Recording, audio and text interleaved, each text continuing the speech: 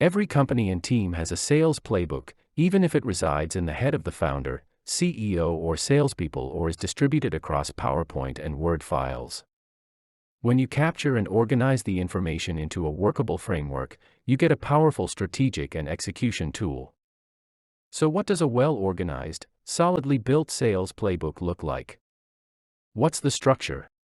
We're proposing a simple, highly effective sales playbook structure that will make immediate sense to salespeople. It provides the knowledge and content needed for learning about the company and executing professionally.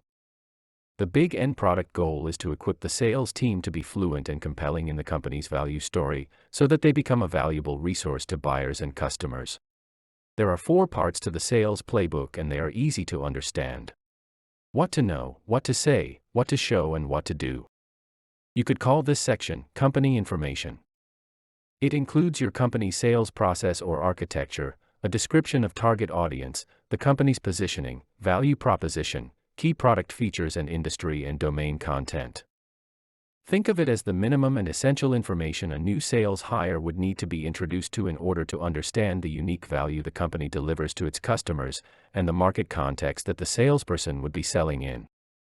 What to say is probably going to attract the most attention, but it doesn't mean you are providing word-for-word scripting for conversations.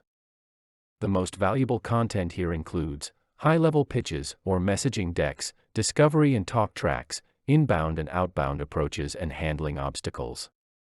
It's this part of the sales playbook that will need to be practiced, and perhaps certified. The emphasis will be on fluency over knowledge. This is a neglected part of sales execution and, if anything, should be quite prescriptive. While individual salespeople will each have their own nuanced approaches, the core assets and content shared with prospects and buyers should be standardized enough to support buyer engagement that is useful and consistent. When you get this right, it greatly enhances the performance of the salespeople and provides a foundation for applying quality control to the customer's experience. This is another part of the sales playbook where it's assumed that a salesperson will automatically know what to do. A lot of sales execution is too shallow, underselling the company's true value and providing the buyer with an underwhelming experience. Buyers like clear roadmaps and next steps so that they can make a good decision whether they buy from you or not. It's good practice to prescribe the steps and the tools that ensure a quality-controlled experience for buyers.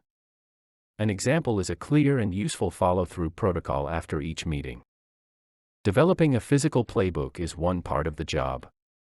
But the playbook that really matters is what we call the practiced playbook.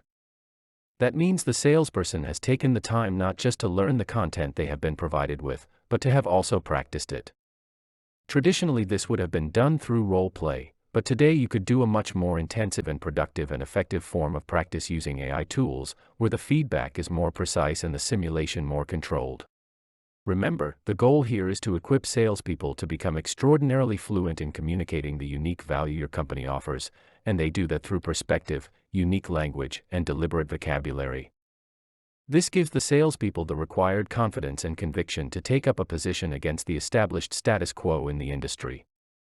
A practiced playbook is a solid foundation for not just creating leads and opportunities, but also for literally creating a market for your story and your unique value.